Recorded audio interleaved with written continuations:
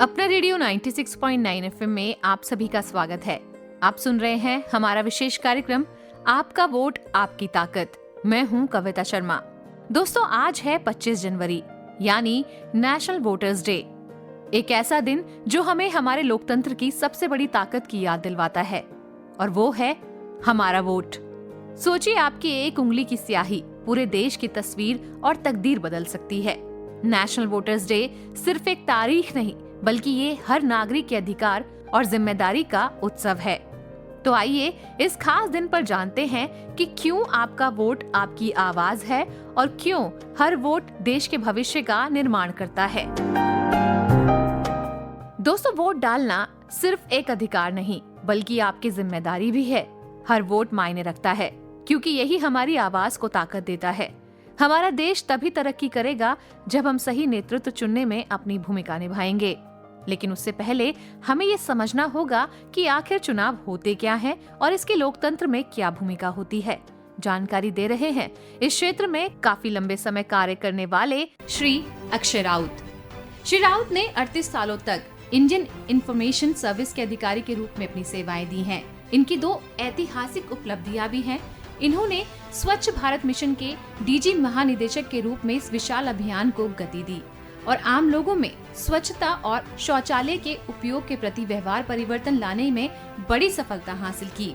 इस मिशन के द्वारा 2.5 लाख ग्राम पंचायतों के अंतर्गत आने वाले 6 लाख गाँव में शौचालय का निर्माण हुआ। करोड़ों महिलाओं, युवाओं, बच्चों, कमजोर तबकों, पिछड़े तबकों के सम्मान और सशक्तिकरण का काम इसी मिशन के अंतर्गत किया। इसके अलावा चुनाव प्रक्रिया में लोगों की सहभागिता बढ़ाने के प्रयासों में इनका विशेष योगदान रहा है। निर्वाचन आयोग के स्वीप अभियान के प्रयासों के फलस्वरूप देश भर में मतदाताओं के पंजीयन और मतदान करने वाले मतदाताओं की संख्या में इजाफा देखा गया। चलिए आज इनसे मिले और जाने कि क्या है इलेक्शन, इसकी जरूरत क्या है। श्री अक्षय जी, आपका स्वागत है हमारे कार्यक्रम में। नमस्कार सर, मतदान इतना बड़ा एक अभियान होता है और मतदान में सभी की भागीदारी बहुत जरूरी हो जाती है, लेकिन फिर भी अभी कुछ लोग ऐसे हैं जिनको इलेक्शन के बारे में पता ही नहीं होता कि वो क्या है और वो कितना जरूरी है। तो सबसे पहला सवाल, इलेक्शन क्या है? देखिए, 1947 तक हमारे देश जो है अंग्रेज सरकार के पास था, अधीन में था। हम स्वाधीन नहीं थे। स्वाधीन होना या स्वाधीन नहीं होना, उसमें जो फर्क है, सबसे इम्पोर्टेंट फर्क शायद है जो पॉलिटिकल चॉइस, जो राजनीतिक चॉइस जो आपको मिलता है कि आपकी चॉइस है कि आप अपने लोगों को इलेक्ट करके उनके जरिए से खुद गवर्न हो। अंग्रेज रूल करते थे। 1947 के बाद पूरा सिचुएशन बदला। हम अपने देश के बागडोर संभालें। उस टाइम के नेतागण बैठे, कॉन्स्टिट्यूएंट असेंबली बैठा, इंटरिम सरकार वगैरह बने। फिर 51 में पहली चुनाव हुआ। अब देखिए कितना ऐतिहासिक चीज़ था, क्योंकि बहुत देश हैं, बड़े बड़े जो देश हैं, यूरोप के देश, अमेरिका के देश, कोई जगह में सारे लोगों को वोट देने का अधिकार एक साथ नहीं मिला है। सबको इंस्टॉलमेंट्स में मिला है। Economic standards, women man, educational qualification, एक एक स्टेप में सबको मिला। लेकिन कितना ऐतिहासिक निर्णय था जो भारत की संविधान बनाने वालों का, उस टाइम के जो हमारे फाउंडिंग फादर्स थे, कि सबके हाथ में चुनाव में वोट देने का अधिकार दे दिया, जिसको यूनिवर्सल एडल्ट फ्रेंचाइज बोला जाता है। सब कोई। उस टाइम देखिए गरीबी कितना था, साक्षरता कितनी कम था, और देश का विभाजन हुआ था उस टाइम। तब तक भी ये तनाव से मुक्त नहीं हुआ था देश, और ये देश रहेगा या कैसे आगे बढ़ेगा उसके बारे में दुनिया के दूसरे लोग कमेंट करते थे। तो इसीलिए जब चुनाव में सबको उस टाइम जो शायद 15-17 करोड़ वोटदाताओं को वोट देने का अधिकार दे दिया गया, चाहे जिस वर्ग के लोग हो, कास्ट हो, कम्युनिटी हो, एज हो, जेंडर हो, लेकिन सबको दे दिया गया। तब किसी ने शायद कोई महानुभव ने कहाँ बैठ के बोला था कि ये सबसे बड़ा मिस एडवेंचर होगा, लेकिन ऐसे कुछ हुआ नहीं।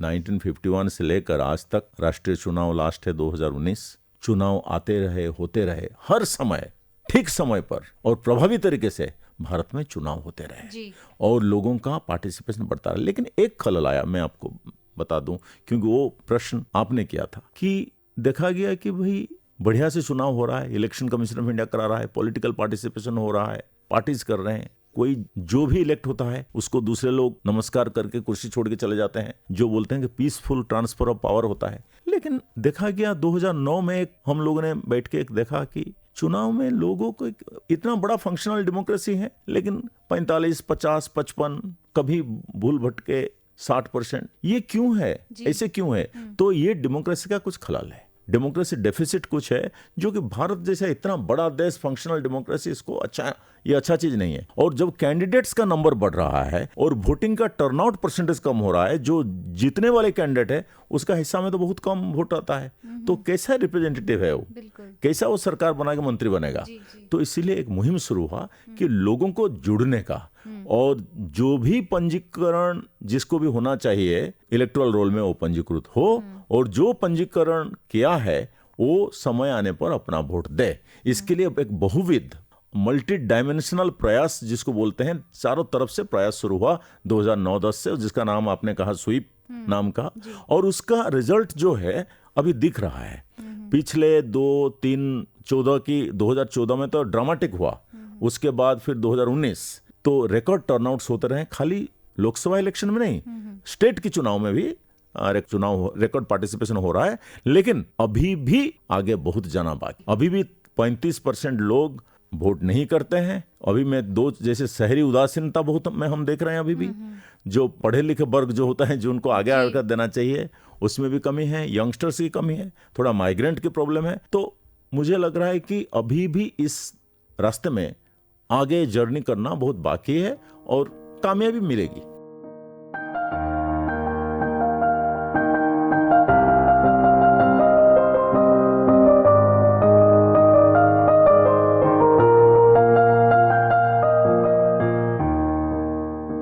लोगों में थोड़ी जागरूकता की कमी है, क्योंकि वो जानते नहीं है कि मतदान जरूरी क्यों है, आवश्यक क्यों है लोकतंत्र में चुनाव। तो इस विषय पर भी मैं आपसे रोशनी लेना चाहूंगी कि आप समझाइए लोगों को कि क्यों आवश्यक है चुनाव लोकतंत्र में।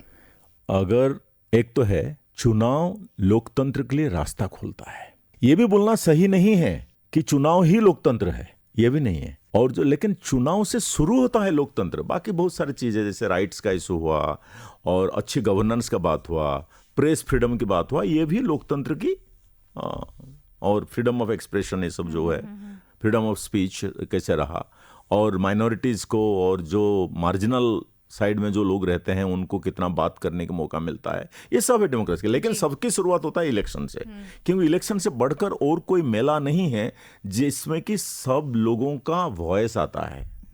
इसको इसलिए लार्जेस्ट फेस्टिवल ऑफ डेमोक्रेसी बोला जाता है। और इंडिया की जो है, इंडिया की जितना अभी करीब 1 बिलियन होने वाला है हमारा वोटर्स की नंबर, ये तो दुनिया में कई महादेशों का जनसंख्या की जो कलेक्शन भी इतना नहीं होगा। तो बाकी इतने लोगों का जब चुनाव होता है, इनका वॉइस आता है, तो इसको बोला जाता है जैसे देश की महात्योहार, इलेक्शन कमीशन ने बोला था, बल्कि ये तो largest event management of the world बोला जाता है। मुझे याद है जो अमेरिका का उस टाइम जो सेक्रेटरी ऑफ स्टेट थे मिसेस हिलरी क्लिंटन, उन्होंने कहा था कि election commission of India election management की गोल्ड स्टैंडर्ड दिखाता है, तो दूसरे लोग आके हमसे चुनाव सीखते हैं। तो इसी माहौल में लोगों को इलेक्शन, आप एक दो बहुत ही, मुझे लग रहा है शायद राजस्थान में सीपी जोशी साहब का था, और भी कई हिसाब है, जबकि लोगों ने एक वोट में भी हारे हैं, एक वोट में भी जीते हैं।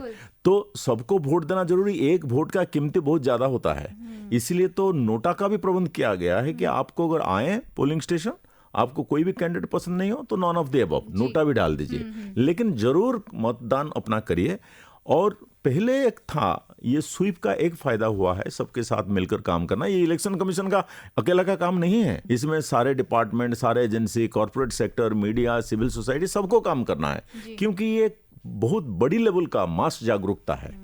तो इलेक्शन कमीशन खाली बैठ के अपना कुछ ऑफिसरान को लेकर कर नहीं सकता है, ये अंडरस्टैंडिंग होना बहुत जरूरी है। जैसे IIMC जैसा, आपके जैसे कम्युनिटी रेडियो, ये सबका रिस्पॉन्सिबिलिटी बनता है ये सब करना, क्योंकि ये एक है कि भाई मेरा इतना, ये खाली एक अधिकार नहीं है, ये दायित्व भी है। मैंने वोट देना अधिकार मिला है, आपके हाथ में इतना आराम से मिल गया है, उसका मतलब आप इसको गंवा देंगे, ऐसे नहीं मत करिए। और एक टाइम था, कई साल, बस अभी भी कुछ साल पहले ही जैसे आप कैंपस में जाएंगे, यंगस्टर्स को बात करते हैं जो डिस्को में जाते हैं, जो दिन भर इधर खेलते हैं, मजे में रहते हैं, आगे के सोचते हैं, करियर एग्जाम्स देते हैं, वो सोचते हैं कि जैसे वोट देना है, कोई जैसे जिसका पास बहुत टाइम है, कोई बूढ़े लोग हैं बैठे हुए हैं उनको देना है, वो फैशनेबल नहीं सोचते हैं, कूल नहीं मानते हैं इसको, कूल ऐसे नहीं मानते हैं। लेकिन आज की तारीख में बदल गया है वो। लास्ट 10-12 साल जो स्वीप का काम हुआ, उसी से लगता है कि ये भी कूल है। अभी जो उंगली में इंक नहीं लगाते हैं, Exactly. उसको सब गर्व के साथ दिखाते हैं। और अभी अगर कोई वोट नहीं दिया है, वो छुपता है कि उसको फिर बताना पड़, नहीं कुछ मेरा था, मेडिकल इश्यूज था, जा नहीं पाया। लेकिन पहले तो बोलते थे कि अरे हम वोट नहीं देते हैं, कुछ बूढ़े लोग देते हैं, जो पेरेंट्स वगैरह देते हैं, हम नहीं देते हैं। आजकल लेकिन नहीं है, क्योंकि वोट देना फैशनेबल हो गया है और यंग लोगों का बात हो गया है। जो यूथ का एंगेजमेंट नहीं था, स्टूडेंट्स का एंगेजमेंट नहीं था, वो स्वीप के जरिए भी हुआ है। लेकिन ऐसे ही जाएगा। एक बहुत बड़ा चिंता है, कुछ वोटर्स का लॉस होता है क्योंकि माइग्रेट करते रहते हैं जी। तो उसको भी देखना पड़ेगा कि माइग्रेट वोटर्स को कैसे फैसिलिटेट किया जाए। तो सर, अब जिस तरह से अब दिन दिन करके देश प्रगति कर रहा है, आई एम श्योर मतदान के लिए और मतदाताओं की जागरूकता बढ़ी है। किस तरह का इलेक्शन का अब अभियान आपको लगता है कि अब जब वोट पड़ेंगे तो क्या रेशो बढ़ा हुआ होगा, या किस तरह से आप एड्रेस करना चाहेंगे हमारे सुनने वालों को? मैंने इन दिनों सुना हूँ प्रधानमंत्री ने जिन्हें कहा है, और भी जो मुझसे जो बन पाता है, जितना मैं तो आजकल वहाँ इलेक्शन कमीशन में अनुभव रहा, लेकिन जो भी एक सीनियर सिटीजन या जानकारी रखकर इसके बारे में लिखने पढ़ने वाला, कुछ मुहिम में शामिल होने वाला, तो मैं भी इसके लिए सहमत हूँ। और हम सबको मिलकर कोशिश करना चाहिए कि हम लोग, पहले तो 50-55 था, अभी हम लोग 60-65 में आ चुके हैं, उसका बहुत श्रेय स्वीप को जाता है। लेकिन अभी हम 65 से 75 तक मूव करने का कोशिश करें।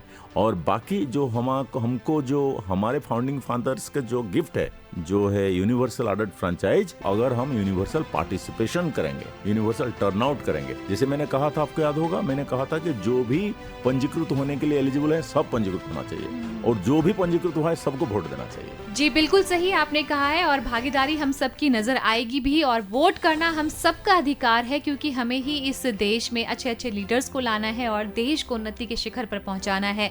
अक्षय राउत जी, आप हमारे साथ कार्यक्रम में जुड़े, बहुत बहुत धन्यवाद। बिल्कुल, नमस्कार। और सबकी भागीदारी होना चाहिए, कोई भी छूटना नहीं चाहिए, इलेक्शन ऐसे होना चाहिए। तो सुना आपने कितना जरूरी है चुनाव के बारे में जानकारी होना और एक सही प्रतिनिधि को चुनना।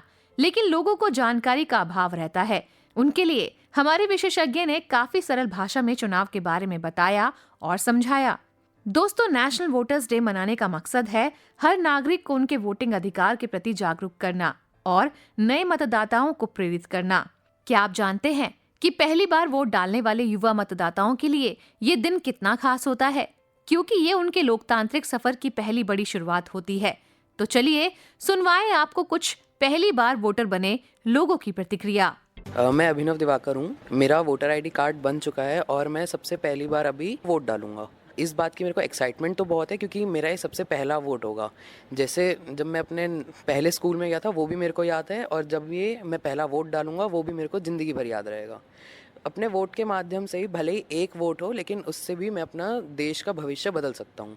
और जैसे कि अभी हम स्टूडेंट्स ही हैं, तो हमने पॉलिटिकल साइंस में भी पढ़ा है कि कई सारे नेता जो हैं वो सिर्फ एक वोट से हार गए हैं। तो कई सारे लोग होते हैं, वो सोचते हैं कि हम एक वोट नहीं देंगे तो क्या ही हो जाएगा, क्या ही बुरा हो जाएगा। लेकिन उनको ये जानना चाहिए कि उनका एक एक वोट भी बहुत कीमती होता है नेताओं के लिए और हमारे देश के भविष्य के लिए। तो मैं सभी लोगों से यही कहूँगा, जिनका वोटर आईडी कार्ड बन गया है और जो अभी बनवा सकते हैं वो बनवा लें और अपना एक एक वोट देने ज़रूर जाएं।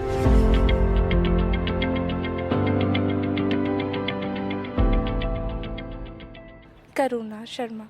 मेरे को बहुत ज़्यादा खुशी है कि मेरे हाथ में वोटर आईडी कार्ड है, और मैं इस चीज़ का इंतज़ार कर रही थी कि कब मैं 18+ होंगी और कब मैं वोट दूंगी।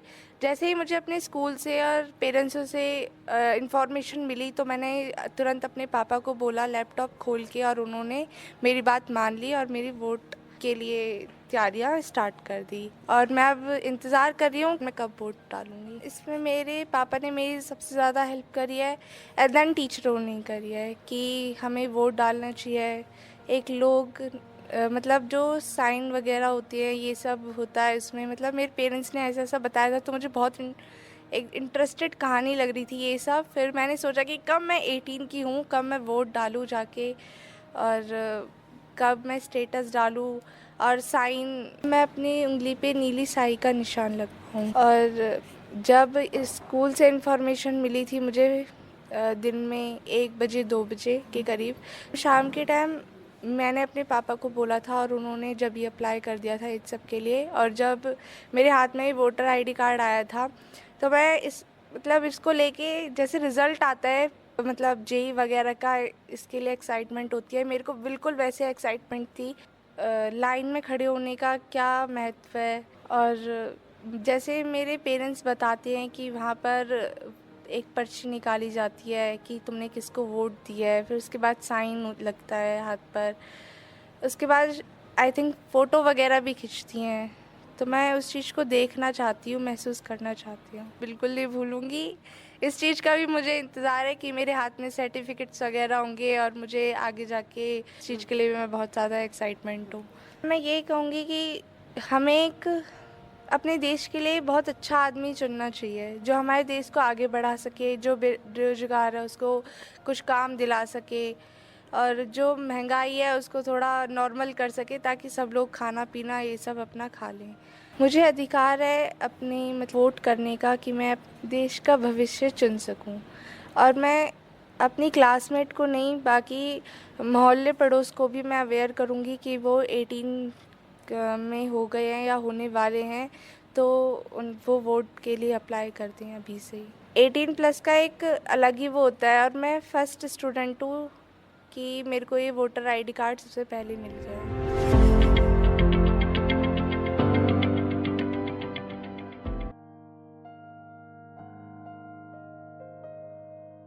श्रोताओं, याद रखिए, वोट न डालना अपनी आवाज को खुद चुप कर देने जैसा है, तो अपने मताधिकार का उपयोग जरूर करें।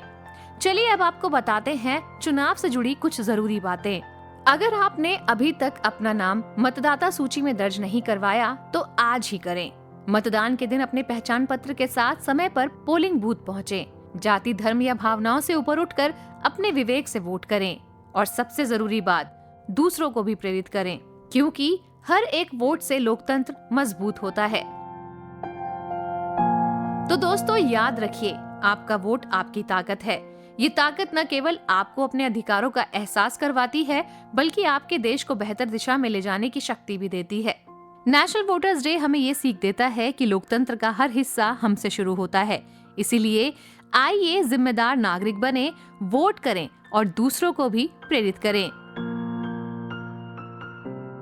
इस कार्यक्रम में अब मैं आपसे लेती हूँ विदा। अगले कार्यक्रम में फिर मिलेंगे। तब तक के लिए जागरूक रहें, सतर्क रहें और अपने वोट की ताकत को पहचानें।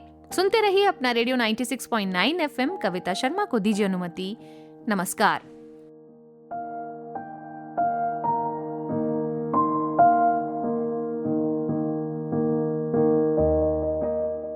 अपना रेडियो 96.9 FM